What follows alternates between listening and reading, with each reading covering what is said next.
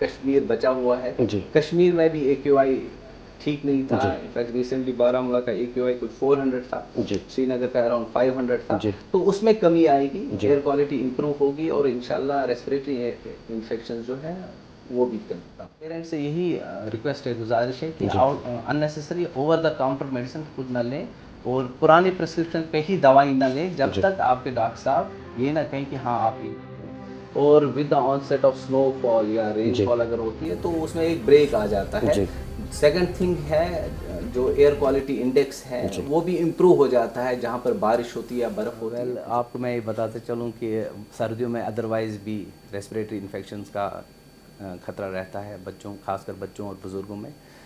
Infections کے ساتھ ساتھ سردیوں میں باقی خطرات بھی رہتے ہیں. جیسے میں آپ کو بتاتا چلوں کہ اکثر ہم لوگ ایک ہی کمرے میں بیٹھتے ہیں, بخاری کا استعمال کرتے ہیں, اور اکثر لوگوں میں آج کل دیکھا گیا ہے کہ گیس بخاری کا استعمال زیادہ ہوتا ہے, تو اس کی وجہ سے بھی کافی جو فیٹیلیٹیز ہوئی ہیں, تو لوگوں کو اس کا بھی خیال رکھنا ہے.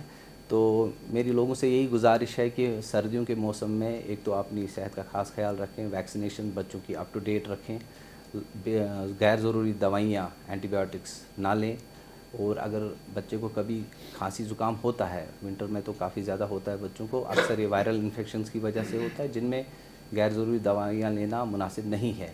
تو اگر کسی بچے کو بخار ہے تو سمپل پیراسٹمال آپ دے سکتے ہیں. اگر بخار 3 دن سے زیادہ رہتا ہے تو اپنے ڈاکٹر صاحب سے آپ رابطہ کریں. بہت شکریہ آپ کا.